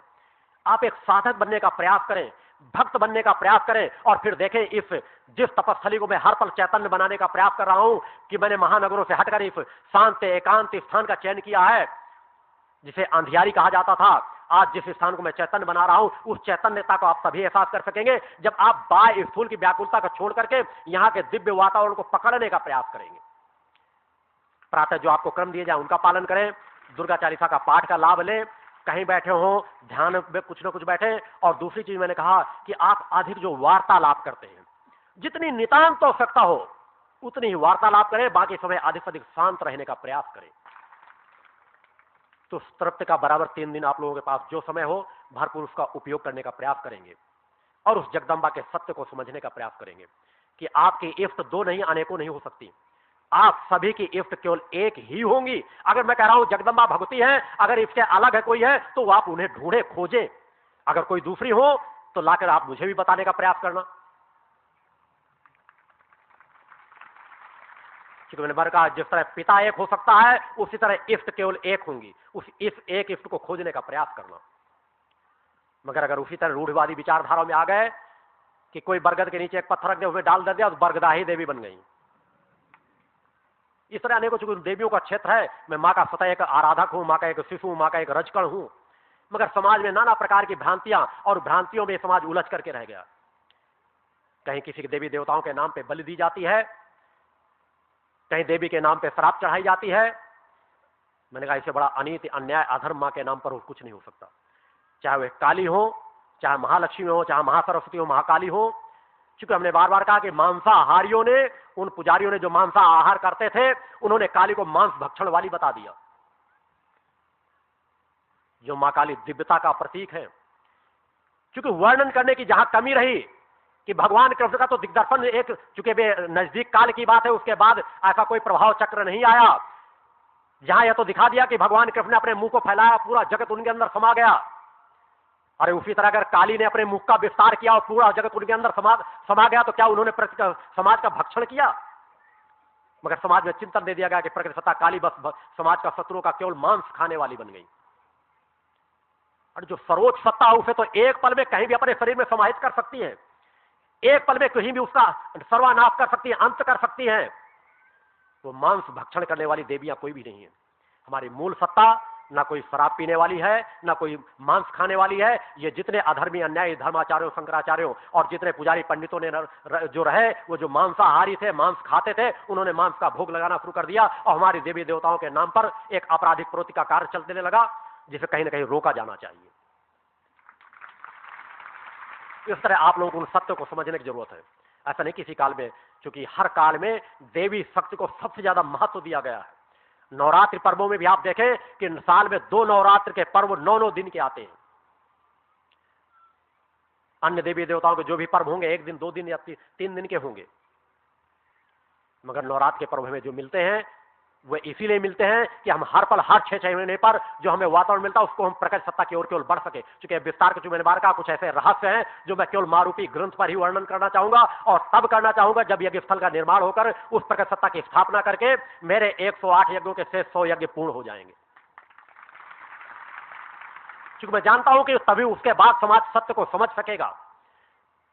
क्योंकि अगर मैं सत्य वर्णन कर दूंगा तो काटने वाले अधर्मी, अन्यायी अनेकों बैठे हुए हैं। आज उनके पास मीडिया तंत्र, वो कुछ भी कह देंगे ऐसा नहीं ऐसा है, वो अनेकों वेदों पुराणों के लाकर उल्लेख लाकर रख देंगे। मगर मैंने बार बार कहा कि मैं नमक रोटी खाकर शांति से सत्य पथ पर चलना ज्यादा पसंद करता हूं। मगर उन 108 यज्ञों के माध्यम से मैं समाज में इतनी ऊर्जा फैला चुका हूंगा, इतनी चेतना तरंगों को डाल चुका हूंगा कि जब जो सत्य को कहूंगा उस सत्य को स्वीकार करने का कि आपके अंदर क्षमता आ जाएगी। क्योंकि मैं केवल भाव पक्ष जागृत करके आपको नहीं कहना चाहता कि मैं जो कह रहा हूं उसको सत्य आपको मानना ही होगा। मैं उन गुरुओं में नहीं हूं। मैं अपने शिष्यों को हाथ पर स्वतंत्र रखता हूं। तुम खुले मन मस्तिष्क से विचार करो। तुम अगर मेरे शिष्य बने रहना चाहते हो तो तुम मेरे शिष्य बने रह सकते हो। तुम्हें लगता है कोई दूसरा धर्मगुरु इस चेतना से ज्यादा बढ़कर आपको ज्ञान दे सकता है, तो हर पल तुम स्वतंत्र रहते हो। उसी तरह किसी धर्म को मैं दबाव से थोपता नहीं हूं। इस काल में भी मैं भक्त की जहां बात कर रहा हूं, समर्पण की बात, शिष्यों के लिए मैं रात को इधर 11 बजे के पहले कभी मैंने नींद में जाने का प्रयास, मैंने बार बार कहा कि नींद मेरी 2 घंटे से अधिक, कभी मैंने 24 घंटे में 2 घंटे से अधिक नींद लिया नहीं। प्रातः मैं स्वतः 2:30 बजे जग जाता हूं, मगर भक्तों को जो मैं सूर्योदय से पहले जगने की बात कहता हूं, उस पर कहीं ना कहीं आपको 2 कदम चलना होगा। पहले भक्त गुरुओं से पहले जगते थे, मगर मैं जानता हूं आपके अंदर की शरीर की जो क्षमताएं हैं, वो क्षमताएं अगर आप चाहोगे तो मेरे बराबर नहीं चल सकोगे। मगर मैं कहीं ना कहीं वह क्षमता धीरे धीरे तुम्हारे अंदर भरता चला जाऊंगा कि तुम मुझसे आगे भी चलने के अधिकारी बन जाओगे। मुझसे भी ज्यादा चलने की क्षमता तुम्हारे अंदर जागृत हो जाएगी। मैं एक समय भोजन करता हूं, वह भी स्वल्पाहार लेता हूं, मगर तुम्हें कह दूं स्वल्पाहार लो तो तुम्हारे शरीर की क्षमताएं तत्काल गिर जाएंगी, घट जाएंगी। तुम्हें धीरे, मगर नवरात्र के व्रतों में तुमको चाहिए कि अधिकतरी नवरात्र का व्रत रहना सीखो। क्योंकि उपवास का तात्पर्य है नजदीक वास करना। उपवास हम इसलिए नहीं रहते कि उपवास रहने से कोई देवी देवता तत्काल बाहर से कोई प्रसन्न हो जाएंगे। मैंने कहा आत्मा की शरण गहने के लिए उपवास रखा गया है। उस प्रकट सत्ता के अंश के नजदीक जाने के लिए उपवास रखा गया है। किसी देवी देवताओं के नजदीक जाने की बात के लिए नहीं रखा गया। उपवास का सच्चा अर्थ समझने का प्रयास करना, मैंने बार कहा प्रकट सत्ता का तो हर पल चिंतन जुड़ा है। आप कोई व्रत रहते हैं तो सबसे पहले चिंतन चल जाता है कि इष्ट के नजदीक जाओ, फिर चाहे जिस क्षेत्र की कामना करो।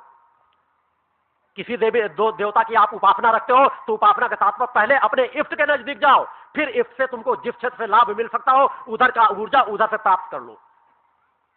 उपवास का तात्पर्य नजदीक वास करना। और किसके नजदीक वास करना? हम अगर व्रत रहते तो सबसे नजदीक किसके रहते हैं? हमारी आत्मा के। चूंकि हम जब भोजन नहीं करते तो हमारी आत्मा में जो प्राणवायु रहती है वो धीरे धीरे करके जागृत होने लगती है, प्राणवायु धीरे धीरे करके कार्य करने लगती है और हम आत्मा के नजदीक पहुंचने लगते हैं।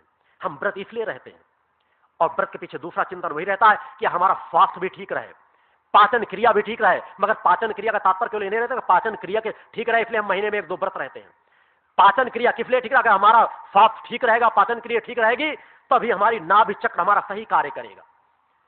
मूलाधार के ऊपर उठने वाली हमारी ऊर्जा, हमारी सुषुम्ना नाड़ी सही कार्य करेगी। हम व्रत इसलिए, उपवास इसलिए रहते हैं। तो उपवास के मूल अर्थ को समझा करो। उपवास को इसलिए रहने की बात नहीं कही जाती। नवरात्र में आप कम से कम उपवास व्रत रहना सीखो। अब मैंने व्रत का सरल मार्ग बताया है, किसी आडंबरों में पड़ने की जरूरत नहीं है। उस ज्ञान को गहराई से पकड़ा करो और यदि सत्य समझो तो स्वीकार किया करो कि उपवास तुमको केवल दिन में रहना है, व्रत रहना है। और जो थोड़ा बहुत कम से कम फलाहार जिससे आपका काम चल जाए उतना थोड़ा से थोड़ा लेने का प्रयास करो। और सायंकाल सूर्यास्त के बाद जो भी भोजन आपके घर में शुद्ध दाल चावल नमक रोटी जो भी बना हुआ हो उसको भोजन कर लो, आपका व्रत पूर्ण होगा। क्योंकि सभी कुछ तो फल है, केवल मांसाहार उस तरह के भोजन को मत स्वीकार करो, शराब मत पियो, नशा मत करो, मांस का भोजन मत करो। केवल उस तरह का भोजन का त्याग करके शुद्ध सात्विक जो भी भोजन है, क्योंकि वही हमारा वास्तविक भोजन है। तो शुद्ध सात्विक भोजन तो फल भी वही है। गेहूं का दाना भी फल है, चने का दाना भी फल है, चावल भी फल है, सब्जी भी फल है, उसी तरह सेव अनार केला भी फल है। मगर दिन में आप लोगों की भावना विचार भी उस दिशा में है, तो दिन में थोड़ा थोड़ा फल आप जो भी लेना चाहे, दूध लेना चाहे, फल लेना चाहे उतना ले लें। और सायंकाल एक बार तृप्ति का भोजन करें। तृप्ति का भोजन ये नहीं कि भरपेट पूरा भोजन शरीर में समा ले। तृप्ति कहते कि इसको है जिसे हमको अंदर को हमारी तृप्ति मिले। भोजन सदैव कहा गया है कि आधा पेट भोजन करना चाहिए। आपके गुरुजी आधा पेट खाली, वास्तविकता है क्योंकि उतना ही लेने का हमारे शरीर में स्थान बना हुआ है। क्योंकि आधा इसलिए कह दिया जाता है समझाने के लिए, और दूसरा मार्ग ही नहीं है। जिस तरह मैंने बार कहा कि मुझे मैं शब्द कहने के लिए कई बार लोग कहते हैं गुरुजी मैं शब्द कहते गुरुजी अहंकारी होंगे। मैंने बार कहा मैं किसान परिवार में मैंने जन्म लिया है, समाज के धर्माचारों शंकराचार्यों से भी मेरा शरीर कमजोर है। मेरे शिष्यों का भी शरीर, जो मैंने वही चीज कहा है कि मेरे शिष्य धन से गरीब हो सकते हैं, तन से निर्मल हो सकते हैं, मगर मन से बलवान होंगे, मन से चेतनावान होंगे। उसी तरह जो कि वो बात कहने के लिए आधा पेट ही कहना पड़ेगा, क्योंकि भोजन उतना करना चाहिए जितने भोजन में आपको चौथाई जल ग्रहण करने की जगह बनी रहे और चौथाई वायु की जगह बनी रहे। तभी आपकी पाचन क्रिया व्यवस्थित गति से चलेगी। आपको तृप्ति का एहसास होगा, आनंद का एहसास होगा। अंदर की जो आपने दिन भर व्रत आप रहे हैं उसकी मिठास का आनंद आपके ऊपर आएगा, आपकी कार्य क्षमता बढ़ेगी। क्योंकि छोटे छोटे जो रहस्य हैं उन पे आप अमल नहीं करेंगे तो आप कुछ नहीं प्राप्त कर सकेंगे। वही होता भरपेट पहले भोजन प्राप्त किए, फिर उसके बाद क्या मिठाई मिल जाए, हमारी मिठाई खाने की आदत है, खीर मिल जाए और फिर शाम को 1-2 गिलास दूध भी मिल जाए। हो सकता है यहाँ नहीं व्यवस्था चुकी रहती, मगर फिर भी आप इफ्तार में जाके पी लेते हैं जिसको पीना होता है, इफ्तार में जाके मिठाइयाँ भी खा लेते हैं। मुझे तो मजबूरी पे यहाँ इफ्तार की व्यवस्था करना पड़ता है, क्योंकि मैं जानता हूँ कि आप लोग चाय के आदी हो। सुबह आश्रम में यहाँ चाय दिला दी जाती, बाकी समय जो व्यवस्था होती है, नवरात्र में व्रत रहता है, सायंकाल जो भी भोजन रहता है तब की व्यवस्था की जाती है। फिर मैंने इफ्तार में व्यवस्था करा दी कि आपको किस तरह शांति मिले। वैसे में अगर मेरा बस चले, मेरा चिंतन चले, धीरे धीरे मैं चाहूंगा भविष्य परिवर्तन कि भविष्य में यहाँ पर चाय का पूरी तरह से वर्जित करा दिया जाएगा। मगर मैं चाहता हूँ कि आपके अंदर असंतुलन पैदा हो जाएगा, क्योंकि आप आदी हो उस चीज के, तो उसको धीरे धीरे कम करो। मीठा मिर्च मसाला सीमित दायरे में लो, मैं नहीं कहता पूरी तरह बंद कर दो। भोजन कभी ऐसा ना करो कि भरपेट एक ऊपर एक खाते चले गए, कि जब तक पूरी तरह से तृप्ति नहीं मिल गई, पूरी तरह से पेट हमारा भर गया, 2-4 डकारे ना आ जाएं कि पानी पीने की जगह नहीं है, फिर सोते हो आधे घंटे बाद पानी पिएंगे, वो आपके लिए एक हानिकारक होगा। एक साधकों का जीवन जियो, तृप्त का जीवन जियो। गुरु आपका उसी मार्ग पर जीवन जीता है, उसी तरह का जीवन जीता, उससे ज्यादा कार्य क्षमता लेकर चलता है। आप ऐसा नहीं कि आप ये कहते हैं हमारे शरीर की कार्य क्षमता घट जाएगी। क्योंकि नवरात्र में जब 10-15 दिन से आप लोग आने लगते हैं तो मुझे एकांत में पहुंचना ज्यादा उचित नजर आने लगता है, क्योंकि आप लोग बाहर का जिस तरह का वातावरण, फिर जो शांति का वातावरण मिलने लगता है, मुझे तृप्ति मिलती है। मगर जिस तरह नहीं, मैं स्वतः यहाँ के लोगों को मालूम है, मजदूरों को मालूम है कि मैं स्वतः 8-8, 9-9 घंटे, क्योंकि मैं उन धर्म गुरुओं में नहीं हूँ जो केवल एसी एयर कंडीशन कमरों में रहना सीखें और बस आप लोगों को ज्ञान देना सीखें और तृप्ति का भोजन अंदर करते हैं, और बस बाहर अगर उनको 1 घंटे फावड़ा कराना पड़े, 1 घंटे मजदूरों के पास खड़े होने की बात कह दी जाए तो नानी याद आ जाएगी। हो सकता है बाद में आप लोग मुझे देखते हो कि गुरुजी तो बस 5 मिनट के आए, काम देखे और चले गए। मैं 5 मिनट के लिए आता हूं, काम देखता हूं, चला जाता हूं, क्योंकि उस तरह का वातावरण आप लोग चारों तरफ बनाने लगते हैं। जिस तरह आप यहाँ भविष्य में यहाँ के आश्रम की जो मेरी मर्यादाएं हैं उनका पूरी तरह पालन करने लगे तो अधिक से अधिक समय आप लोग मुझे अपने पास पाएंगे। अंततः जब आप लोग यहाँ नहीं रहते तो वहां काम आश्रम के निर्माण, चूंकि मैंने बार कहा, इस स्थान को मैं अपने कर्म बल के माध्यम से निर्मित करना चाहता हूं, धर्म बल और कर्म बल के माध्यम से अधिक से अधिक यहाँ के कण कण को चैतन्य करने का प्रयास करता हूं। किसी जगह में खड़ा होकर कार्य देखता रहता हूं, उसका तात्पर्य केवल नहीं रहता कि उस जगह में कार्य केवल मात्र देख रहा हूं, क्योंकि यहाँ बढ़ेगा, यहाँ के कण कण को मैं अपने चिंतन में बसा लेना चाहता हूं और यहाँ कण कण को चैतन्य कर देना चाहता हूं कि समाज जब यहाँ आए तो मुझसे मिल सके ना मिल सके, इस धरती के एक कण से अगर वो संपर्क प्राप्त कर लिया तो उसको यहाँ की ऊर्जा का लाभ मिलने लगेगा। वो कार्य क्षमता आपके अंदर आ सकती है। 8-8 घंटे मुझे केवल मजदूरों के पास से आधे घंटे 15 मिनट के लिए इसलिए हटना पड़ता है कि मजदूरों को, चूंकि मैं जहां खड़ा हो जाता हूं, यहाँ अगल बगल के गांव के मजदूरों के सैकड़ों लोग यहाँ आते हैं जो बराबर यहाँ कार्य करते रहते हैं, तृप्ति से कार्य करते हैं और सुबह शाम प्रणाम करते हैं श्रद्धा के साथ और उसी तरह आशीर्वाद प्राप्त करते हैं।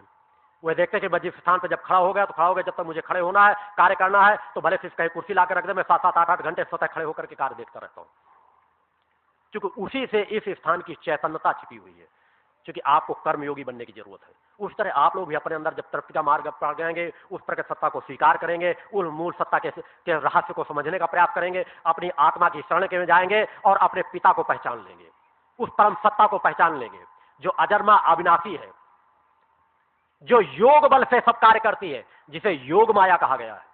अनेकों कथावाचक योग माया शब्द कहते होंगे बीच में, कभी किसी के नाम पे योग माया लगा देते होंगे, कभी किसी के नाम पे योग माया लगा देते होंगे, मगर उस योग माया का विस्तार कभी बता नहीं सके। मैं उन्हें यज्ञों के माध्यम से, 108 यज्ञों के माध्यम से तुम्हें उस दिशा में ले जा रहा हूं, इन चेतना शिविरों के माध्यम से धीरे धीरे उसी दिशा में ले जा रहा हूं। दुर्गा चालीसा का जो यहाँ अखंड पाठ चल रहा है उसके माध्यम से उसी दिशा में ले जा रहा हूं। इस धरती में जो 10वां वर्ष चल रहा है, दुर्गा चालीसा का अखंड पाठ चल रहा है। इस धरातल का एक पहला एकरण है जहां अखंड दुर्गा चालीसा का पाठ चल रहा है। यह समाज हित के लिए संकल्पित है, मेरे एकांत की साधना हर पल संकल्पित है। इन क्षणों का लाभ लेने का प्रयास किया करें, केवल नहीं आए गए बैठे मनोरंजन किए लेटे रहे, गुरुजी बाहर कहीं हमको दिखाई दे गए तो काम में लग गए, झाड़ू लगाने लग गए, और गुरुजी अंदर गए तो बस आराम से जाकर के अपने जगह पे लेट गए। मैं शिष्यों से बहुत कम सेवाएं लेने का, क्योंकि मैंने कहा कभी मैं अपने पैर दबाता नहीं, अपने कपड़े धुलवाता नहीं, मगर जो कम से कम अगर आप लोगों के अंदर बने तो आप कम से कम यहाँ दुर्गा चालीसा का पाठ किया करें। मैं मजदूरों से बहुत कुछ कार्य करा लेता हूं, मगर अगर किसी कार्य में लगा करें तो हर पल मेरी हर जगह मौजूदगी है, वो इस प्रकट सत्ता की हर पल मौजूदगी है। काम करो तो दिखावे की नहीं, उस तरह दिखावे के लिए नहीं कि हाँ सफाई अभियान आया तो राष्ट्रपति, मंत्री और जितने मुख्यमंत्री सब खड़े होकर एक झाड़ू लेकर, जहां वीडियो कैमरा वाले बस हमारी झाड़ू लिए फोटो खींच लो, सफाई अभियान पूर्ण हो गया। तो जो वो परोस रहे हैं तो दूसरा भी सीख रहा है। फिर नगर पालिका के जो सफाई कर्मचारी वो भी वही करते हैं कि वहां पे झाड़ू उठाए और ले जाके अपने घर में पड़ के सो गए, फिर कहते हैं हमारी नालियां गंदी पड़ी, सफाई कर्मचारी सफाई नहीं कर रहे। अरे जब वो राष्ट्रपति, प्रधानमंत्री, मंत्री जो कर रहे हैं वही वो भी कर रहे हैं, गलती कहां वो कर रहे हैं? वो झाड़ू लेकर के फोटो खिंचवा लेते हैं और एक तो झाड़ू पौधा लगाने, पौधा पकड़ लिए, पानी दूसरा डाल दिया, पौधा रोपण हो गया। तो उसी तरह दूसरे भी कर रहे हैं। क्षमता हो तो प्रधानमंत्री, राष्ट्रपतियों को आगे आना चाहिए, कम से कम एक दिन, वर्ष में एक दिन ऐसा निकालना चाहिए जब एक दिन वो पूरा दिन है तो कम से कम 8 घंटे श्रम के लिए माना गया है, तो 8 घंटे तो नालियों की सफाई करें, सड़कों की सफाई करें। 8 घंटे तो लग जाए कि हम मजदूरों के समान कार्य करेंगे, भले हम थकावट आ जाए तो वहीं रोड पे बैठ जाएंगे। जिस दिन यह नियम लागू हो जाएगा उस दिन समाज में कहीं गंदगी नहीं रह जाएगी। अगर केवल दिखावा चलता रहा तो मैंने कहा यह अमर बेल के समान है, जैसा ऊपर से होगा वैसा नीचे तक जाएगा। भ्रष्टाचार जब तक ऊपर से समाप्त नहीं होगा तब तक नीचे से समाप्त नहीं हो सकता।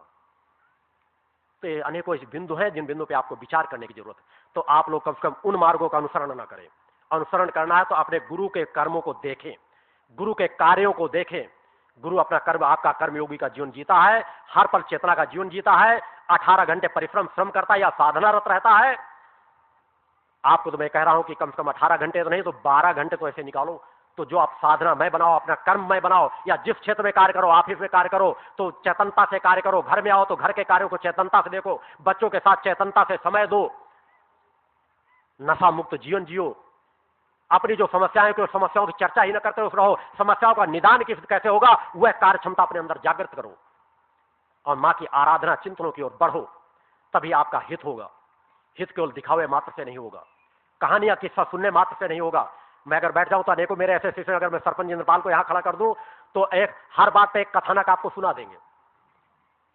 तो यदि कथानक सुनने से आपका हित नहीं होने वाला है, वास्तविक तृप्ति आपकी कहां से। इस तरह अनेकों यहाँ आप गौशाला में चले जाए, वहां पर जो झाड़ू लगा रहा होगा, गायों की सेवा कर रहा होगा, वह वो है जो बीच में कोई कहीं समाज के बीच धर्माचार बनने का प्रयास, बड़े बड़े दाढ़ी रखाकर, बाल लगाकर, भगवे वस्त्र रखा। यहाँ लोग आते हैं, यहाँ मेरे द्वारा दाढ़ी बाल बनवा के उनको साधक बनाया जाता है। दूसरे धर्मगुरुओं के यहाँ जाएंगे, जाओ तुरंत दाढ़ी बाल बनवा दिए, भगवे वस्त्र पहना दिए। यहाँ जो आपको भोजन खिलाते होंगे, ये सब अपने आप में साधक, कोई आनंदानंद, कोई महानंदानंद अपना नाम रखाकर समाज के बीच टहल रहे थे, मगर कहीं ना कहीं उनको सत्य का एहसास हुआ और आकर के यहां साधक बनने का प्रयास कर रहे हैं।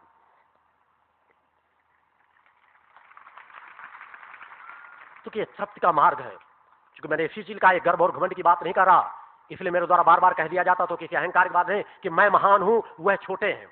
मैंने बार बार कहा कि सौभाग्य होगा उन धर्माचार्यों, शंकराचार्यों का कि सत्य का अगर एहसास कर ले और सत्य पथ का लाभ उठा ले तो शायद समाज में वो भी सहयोगी बन सकते हैं। अन्यथा मेरे समाज के मेरे अपने शिष्य कर्मयोगियों के माध्यम से धीरे धीरे बढ़ रहे हैं, उनके अंदर मैं धीरे धीरे वो क्षमता पैदा करता चला जाऊंगा कि वो शंकराचार्य मेरे एक एक शिष्य के सामने न्यून नजर आएगा। एक एक मेरे शिष्य के पास इतनी कर्म क्षमता हो जाएगी, इतना जन कल्याणकारी कार्यों में वो आगे बढ़ जाएंगे, इतने समाज को, एक व्यक्ति इतने समाज को नशा मुक्त जीवन प्रदान कर देगा, एक शिष्य इतने घरों में माँ की आरती, दुर्गा चालीसा पाठ, इतने आध्यात्मिक मार्ग में बढ़ा देगा जितना शंकराचार्य अपने पूरे वैभव को लेकर नहीं कर पा रहे होंगे। उस दिशाओं पर बढ़ाने के लिए जो मेरा रास्ता चल रहा है, उस रास्ते को हृदय से समझने का प्रयास किया करें, शांत एकांत बैठ करके समझने का प्रयास किया करें। उनका विस्तार जितने समय का आप कह देंगे, आप लोग बैठ सके शांत, क्योंकि मैं जानता हूं मैं अगर चिंतन देने लग जाऊं आप लोग बैठे रहेंगे, शांत के चिंतन की स्थिति आ जाएगी। जो मेरी चेतना तरंगे जिस तरह से कार्य करती हैं वह आपके अंदर, चूंकि अगर इतनी देर आपको कह दिया जाए, चूंकि अनेकों लोग ऐसे होते हैं जो डंलप के गद्दों में बैठने की आदत है, कुर्सियों में बैठने की आदत, मगर मैं यहाँ कभी कुर्सियां तो नहीं उपलब्ध करा सकता, क्योंकि मेरे जीवन का चिंतन भी है कि मैं साधक बनाऊंगा, आपको भले तकलीफें जितनी हो, आपको इसी तरह बैठना सिखाऊंगा, आपको मेरुदंड किस तरह सीधा कर, चुकी आपका गुरु कहता है कि मैं अगर जब तक चाहूं, जब तक चेतन उस समय इस तरह बैठा रह सकता हूं। आप लोग कम से कम कुछ समय बैठना सीखा करें। ये आपकी बैठने की जो क्रिया सीखे नहीं आप, इसलिए मोटे, कोई मोटा होता चला जा रहा, कोई कह रहा मेरा पैर दर्द रहा है, कोई जोड़े दर्द कर रहा है। क्योंकि पहले लोग टहलते घूमते थे, सुबह लैट्रिन दिशा मैदान के लिए भी जाते थे तो 1-1, 2-2 किलोमीटर जाते थे। आज बेडरूम से लगा होना चाहिए, दुर्गंध बर्दाश्त कर लेंगे मगर बाहर नहीं जा सकते, थोड़ा दूर नहीं होना चाहिए। बैठे बैठे सब कुछ हो जाए, कुर्सी में ही भोजन हो जाना चाहिए, हमको जमीन में बैठना चाहिए। क्योंकि जमीन में जब बैठोगे तो उठना सीखोगे, और जब कुर्सी में बैठ जाओगे तो बस आधा उठोगे। तो आधा अगर प्रकृति चलना भी सिखाती तो क्या गलत करती है। तो इन सभी क्षेत्रों में थोड़ा सा और समझने का प्रयास करो। हो सकता है आप लोगों की शास्त्र में तकलीफें होती हो, मगर मैंने कहा मैं भी सुख सुविधाओं से रहता था, मगर जब आया था तो यहाँ पर टेंट डाल करके रहना शुरू कर दिया था। क्योंकि माँ का दरबार है, माँ का दर है, प्लेटफार्म में आप सो जाते हैं, हम आप सभी समाज के बीच से ही जीवन जीते हैं। गरीबी को यहाँ बैठा हो, चुकी मैंने बार कहा मुझसे 90% समाज गरीब वर्ग का जुड़ा रहता है, और मैं चाहता हूं कि भविष्य में सदैव लागू भी रहे। तो जब हम समाज में अनेकों प्रकार की तकलीफों को सहते हैं, अपने घरों में, खेतों में मजदूरों के साथ खड़े रहते हैं, प्लेटफार्म में पड़े रहते हैं, स्टेशनों में हमको सीटों की जगह नहीं मिलती, हम खड़े खड़े सफर कर लेते हैं, बस में खड़े खड़े सफर कर लेते हैं, तो यह तो माँ का दरबार है। हमको जहां जैसा लेटने को मिल जाता है वहां हम शांति के साथ लेटे, माँ की गोदी समझ करके लेटे, तो आपको तृप्ति महसूस होगी, आपको शांति मिलेगी, आनंद मिलेगा, और आप सुख सुविधाओं की कामना करेंगे। और आप सुख सुविधाओं को चाहते हो तो फिर रास्ते में कल और परसों बताऊंगा, मगर जो रास्ता मैं दे रहा हूं वैसा रास्ता आपके लिए ज्यादा तृप्ति का है, ज्यादा आनंद का है। घरों में भी आप पूजन भी किया करें तो बैठने की आदत डालो, कि बैठकर थोड़ी देर जिस आसन में लगाते बने उस आसन में थोड़ी देर बैठा करो, और बैठ के दुर्गा चालीसा पाठ, ओम और माँ का उच्चारण, जो मैंने कहा कि अगर आपके नाना प्रकार की व्याधियां दूर हो जाए, अगर 15 मिनट आप नित्य अभ्यास डाल लें कि ओम का और माँ का और चेतना मंत्र और गुरु मंत्र का केवल सस्वर उच्चारण करना सीख जाए, तो ये क्रियाएं कल भी आपको प्रातः कराई जाएंगी। 6:30 बजे से लेकर के 8 बजे तक आप लोग उस क्रियाओं पे बैठेंगे यहाँ पर। और अब उस दिव्यता की महाआरती को मैं आप लोग बढ़ा लेना चाहूंगा। जिस दिव्यता की महाआरती को मैंने आपका आशीर्वाद आज जोड़ा है, वह दिव्यता की महाआरती ही आपकी मूल यहाँ की ऊर्जा तरंगों को प्राप्त करने के महत्वपूर्ण क्षण होंगे। जगदम्बा माते की जय।